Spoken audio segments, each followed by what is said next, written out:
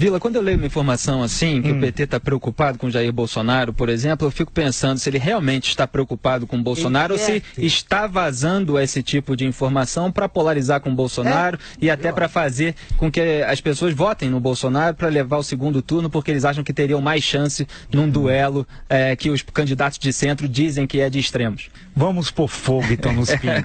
Eu acho o Bolsonaro um péssimo candidato a presidente, péssimo, um horror. Não sabe nada de Brasil. Nós provamos aqui durante 40 minutos. Ele não sabe nada.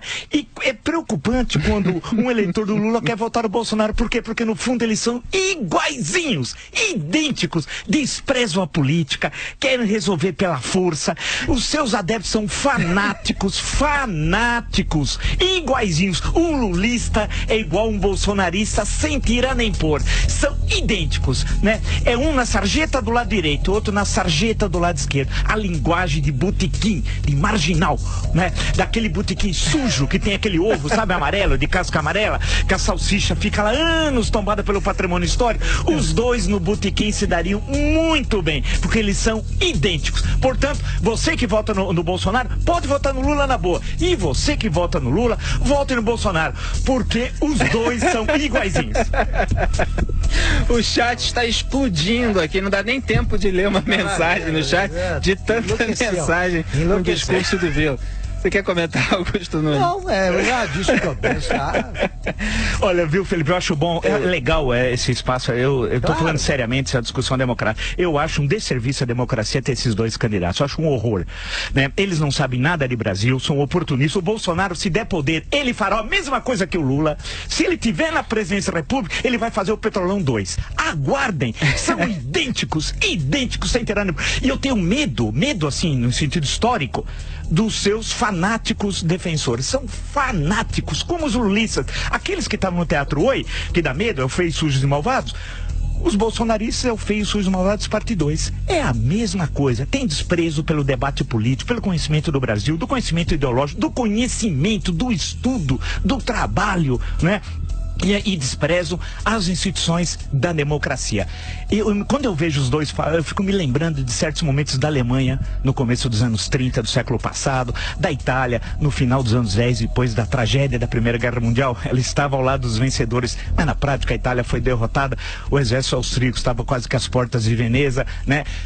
Então eu fico me lembrando daqueles momentos. Aí eu tento tentar entender. Outro dia, lendo um livro sobre a culpa da Alemanha, de um grande filósofo alemão, estava pensando, tentando entender, quer dizer, como é que as pessoas tinham aquela relação com a política e tal, porque acho que o desafio do pesquisador, para a gente sair da superfície e a essência dos fatos, é tentar compreender historicamente. Compreender não é no sentido de passar a mão na cabeça, não, é entender esses fenômenos e tal. E no Brasil, nós estamos vivendo um momento terrível na política nacional e que cria esse tipo de polarização, que é falso, porque no fim não é polarizar igual uma pilha, né? O mais e o menos, eles são idênticos, né? É como se eu multiplicasse lá para o -1. Em essência é a mesma coisa. O que nós precisamos construir é a democracia e o debate. Maravilha, só um fato. Num debate, só um pode chamar o outro de ladrão. Isso é verdade. Exatamente. Até o momento. Como você falou, você acredita no Petrolão 2. Até o momento, só um pode chamar o de ladrão. O livro é esse daqui, viu? Só aproveitar. Hoje vamos fazer bastante citação. A questão da culpa. É um livro que acabou de sair, pequenininho, de conferências entre 45 e final de 45 tempo você lê um livro desse? Numa tacada, só que ele e o Lula? O Lula passa a vida.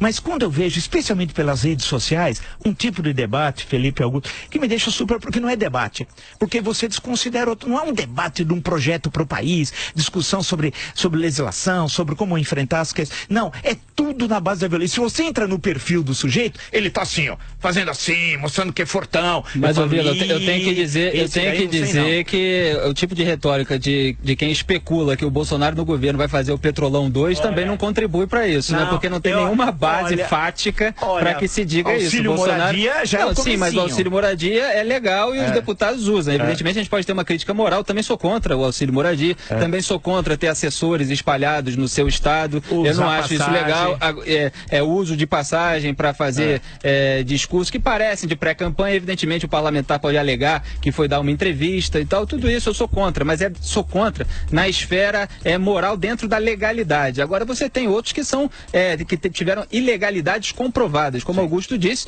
o Lula é condenado por corrupção passiva e lavagem de dinheiro. O Bolsonaro não tem uma mancha desse tipo no currículo e você pode evidentemente criticar o discurso, chamar de populista, o que for, cada um tem a sua opinião a respeito, mas esse tipo de equiparação não dá. Em relação aos fanáticos, eu acho que a porcentagem de fanáticos seguidores do Lula é infinitamente maior do que a porcentagem de fanáticos seguidores do Bolsonaro, que eu reconheço que existem nas redes sociais. Eu posso dizer, acho que é muito maior. Aqui, se eu entrar no Face agora rapidamente, eu posso pegar certas postagens que tem 5 mil comentários. 5 mil. Não, eu dos quais 4.500 são bolsonaristas me xingando de tudo, elogiando a minha mãe, tal. Tem um que aquele que joga no lixo.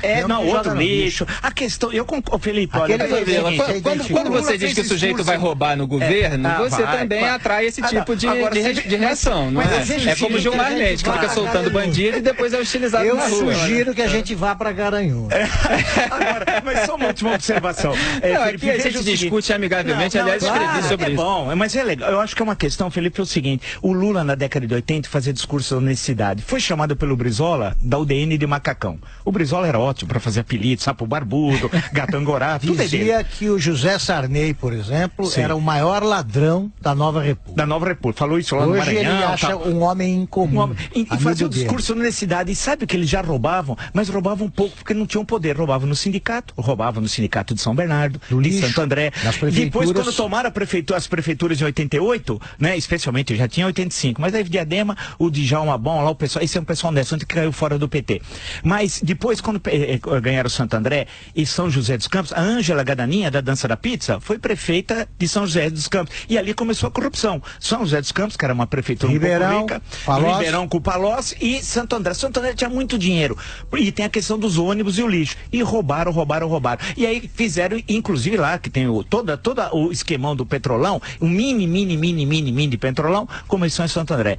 Bem, mas isso é uma longa história. O bom daqui é o seguinte: a gente vem aqui, debate, fogo no circo, e depois tomamos café. E eu repudio esse tipo de fanatismo de rede social. Inclusive escrevi ontem no Twitter, anteontem, se eu não me engano, depois postei no Instagram também, o seguinte: não é porque alguém diverge de você em questões políticas pontuais que essa pessoa não tem caráter, nem é por convergir que tem. Há entre divergentes gente leal e íntegra, ainda que eventualmente equivocada, e há entre convergentes gente desleal e traiçoeira que não vale nada. Quer dizer, mais vale um divergente amigo que um convergente inimigo. Então a gente precisa saber analisar essas coisas. Evidentemente há pessoas que defendem o corrupto sabendo que é corrupto, e essas são moralmente repudiáveis, e a gente tem críticas maiores a elas.